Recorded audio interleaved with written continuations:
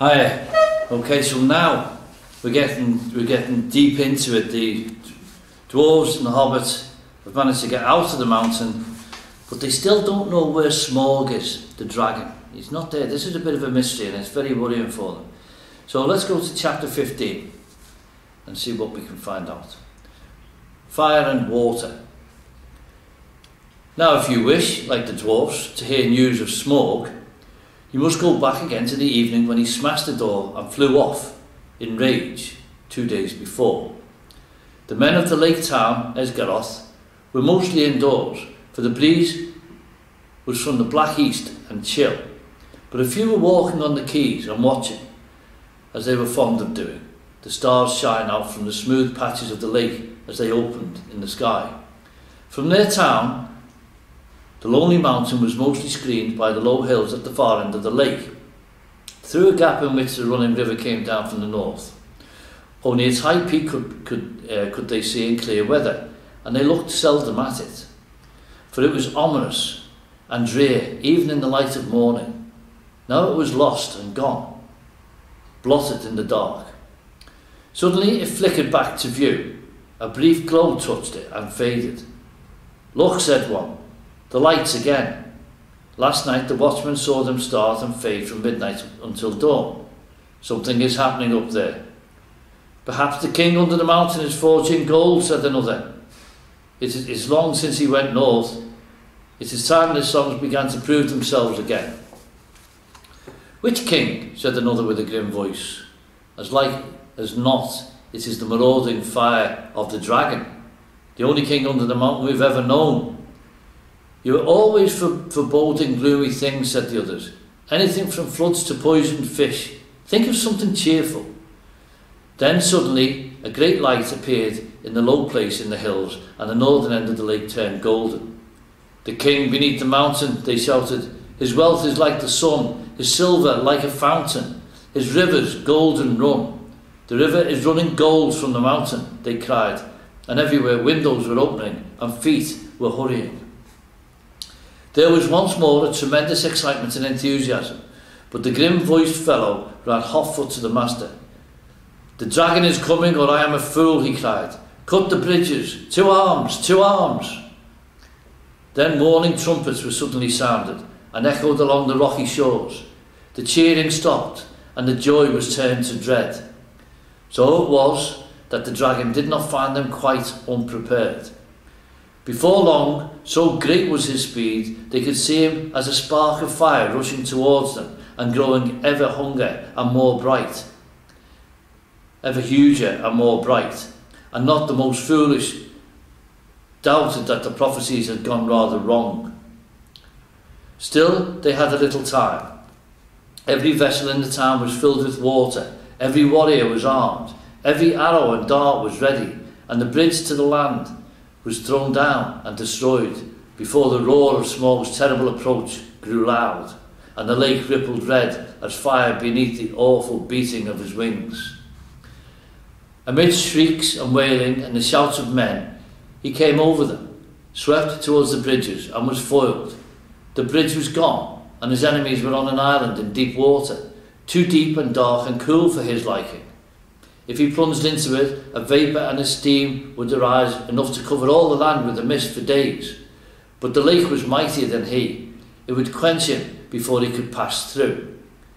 Roaring, he swept back over the town. A hail of dark arrows leaped up and snapped and rattled on his scales and jewels, and their shafts fell back, kindled by his breath, burning and hissing into the lake. No fireworks you ever imagined equalled the sights that night. At the twanging of the bows and the shrilling of the trumpets, the dragon's wrath blazed to its height, till he was blind and mad with it.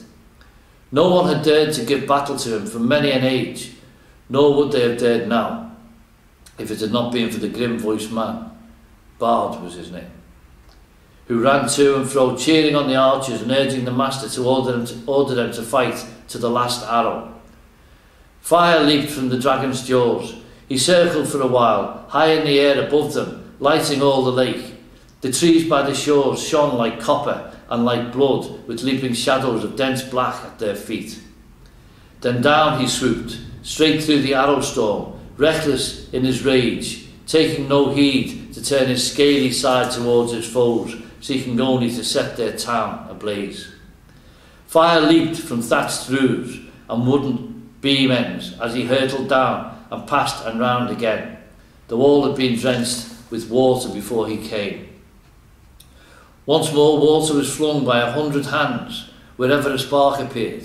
Back swelled the dragon, a sweep of his tail, and the roof of the great house crumbled and smashed down.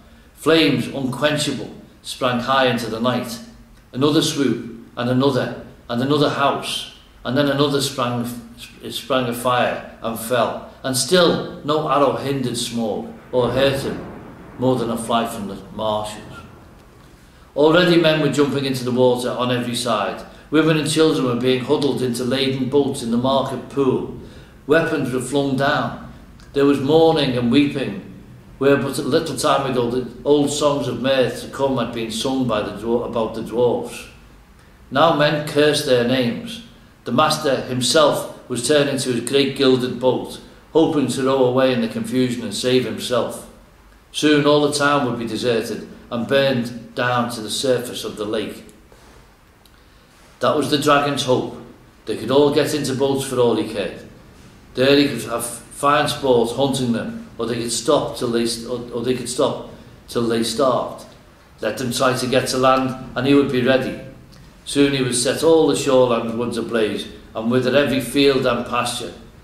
Just now, he was enjoying the sport of town beating more than he'd enjoyed anything for years. But there was still a company of archers that held their ground among the burning houses. Their captain was Bard, grim-voiced and grim-faced, whose friends had accused him of prophesying floods and poisoned fish, though they knew his worth and courage. He was a descendant in long line of Girion, Lord of Dale, whose wife and child had escaped down the running river from the ruin long ago.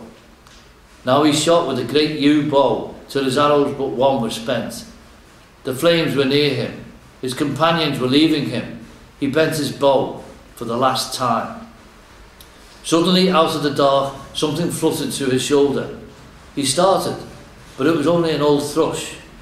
Unafraid, it perched by his ear, and it brought him news. Marvelling, he found he could understand its tongue, for he was of the race of Dale. Wait, wait, it said to him. The moon is rising. Look for the hollow of the left breast as he flies and turns above you. And while Bard paused in wonder, it told him of tidings up in the mountain and of all that it had heard. Then Bard drew his bowstring to his ear. The dragon was circling back, flying low, and as he came, the moon rose above the eastern shore and silvered his great wings. Arrow, said the bowman, black arrow, I have saved you to the last. You have never failed me, and always I have recovered you. I had you from my father, and he from of old. If ever you came from the forges of the true king under the mountain, go now and speed well. The dragon swooped once more, lower than ever. And as he turned and dived down, his belly glittered white with sparkling fires of gems in the moon, but not in one place. The great bow twanged. The black arrow sped straight from the string, straight for the hollow by the left breast where the foreleg was flung wide. In it smote and vanished, barb, shaft and feather, so fierce was its flight. With a shriek that deafened men, felled trees and split stone, Smaug shot spouting into the air, turned over and crashed down from on high in ruin. Full on the town he fell. His last throws splintered it to sparks and glades. The lake roared in. A vast steam leaped up, white in the sudden dark under the moon. There was a hiss, a gushing whirl, and then silence. And that was the end of Smaug and Esgaroth, but not of Bard. The waxing moon rose higher and higher, and the wind grew loud and cold. It twisted the white fog into bending pillars and hurrying clouds, and drove it off to the west to scatter in tattered shreds over the marshes before Mirkwood. Then the many boats could be seen dotted down on the surface of the lake, and down the wind came the voices of the people of Esgaroth, lamenting their lost town, and goods and ruined houses. But they had really much to be thankful for, had they thought of it, though it could hardly be expected that they should just then.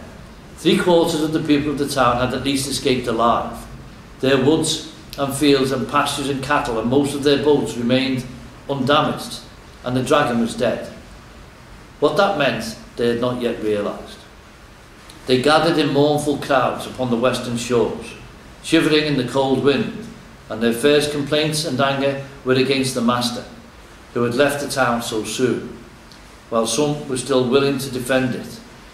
He may have a good head for business, especially his own business, some murmured, but he's no good when anything serious happens. And they praised the courage of Bard and his last mighty shot.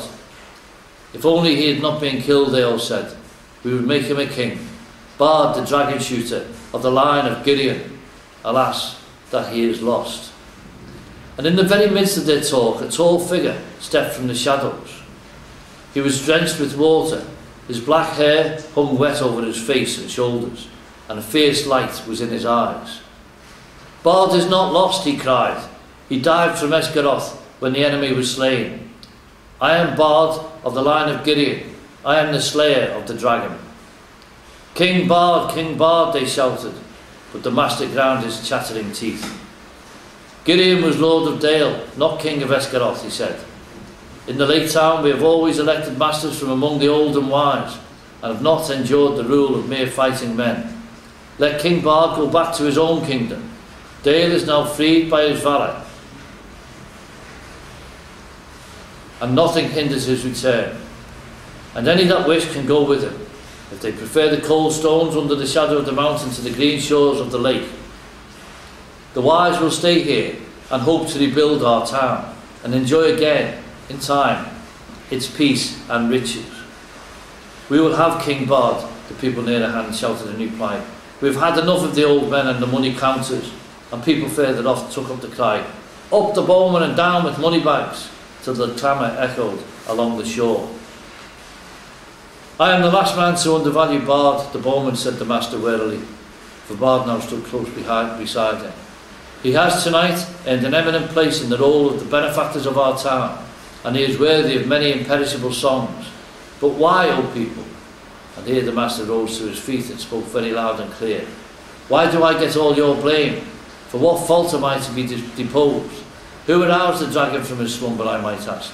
Who obtained of us rich gifts and ample help, and led us to believe that old songs could come true?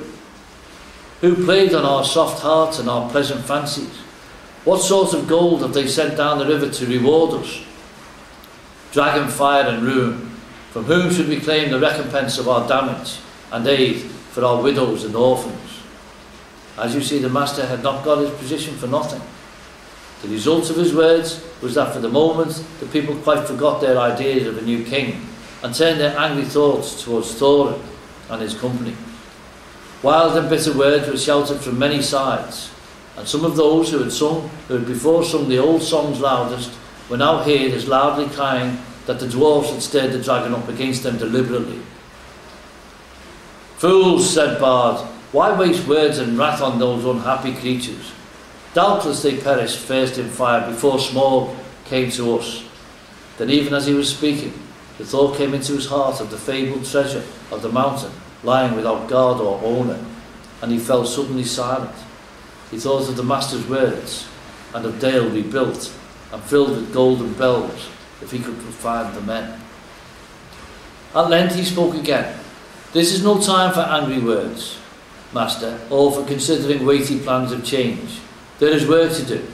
I serve you still, though after a while I may think again of your words and go north with any that will follow me. Then he strode off to help in the ordering of the camps and in the care of the sick and the wounded. But the master scowled at his back as he went and remained sitting on the ground. He thought much but said little, unless it was to call loudly for men to bring him fire and food. Now everywhere Bard went, he found talk running like fire among the people concerning the vast treasure that was now unguarded. Men spoke of the recompense for all their harm that they would soon get from it, and wealth over and to spare with which to buy rich things from the south. And it cheered them greatly in their plight. that was as well, for the night was bitter and miserable. Shelters could be contrived for few, the master had one, and there was little food, even the master went short. Many took ill of wet and cold and sorrow that night, and afterwards died, who had escaped uninjured from the ruin of the town. And in the days that followed, there was much sickness and great hunger. Meanwhile, Bard took the lead and ordered things as he wished, though always in the master's name. And he had a hard task to govern the people and direct the preparations for their protection and housing. Probably most of them would have perished in the winter that now hurried after autumn, if help had not been to hand. For help came swiftly, for Bard at once had speedy messengers sent up the river to the forest to ask the aid of the king of the elves of the wood. And those messengers had found the host already on the move, although it was then only the third day after the fall of Smaug. The elven king had received news from his own messengers and from the birds that loved his folk, and already knew much of what had happened. Very great indeed was the commotion among all things with wings that dwelt on the borders of the desolation of the dragon. The air was filled with circling flocks, and their swift flying messengers flew here and there across the sky. Above the borders of the forest there was whistling, crying and piping. Far over Mirkwood tidings spread. Smaug is dead. Leaves rustled, and startled ears were lifted. Even before the Elven King rode forth, the news had passed west, right to the pine woods of the Misty Mountains. Bjorn had heard it in his wooden house, and the goblins were at council in their caves. That will be the last we shall hear of Thor and Oakenshield, I fear, said the king. He would have done better to have remained my guest. It is an ill wind all the same, he added, that blows no one any good. For he too had not forgotten the legend of the wealth of Thor. So it was that Bard's messengers found him, now marching with many spearmen and bowmen, and crows were gathered thick above him, for they thought that war was awakening again, such as had not been in those parts for a long age. But the king, when he received the prayers of Bard, had pity, for he was the lord of a good and kindly people. So turning his march, which had at first been direct towards the mountain, he hastened now down the river to the long lake. He had not boats or rafts enough for his host, and they were forced to go the slower way by foot. But great store of goods he sent ahead by water. Still, elves are light-footed, and though they were not in those days used to the marches and the treacherous lands between the forest and the lake, their going was swift. Only 5 days after the death of the dragon, they came upon the shores and looked on the ruins of the town. Their welcome was good, as may be expected, and the men and their master were ready to make any bargain for the future in return for the Elven King's aid. Their plans were soon made. With the women and the children, the old and the unfit, the master remained behind.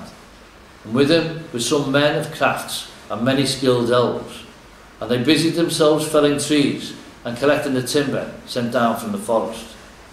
Then they set about raising many huts by the shore against the oncoming winter, and also under the master's direction they began the planning of a new town, designed more fair and large than ever before, but not in the same place.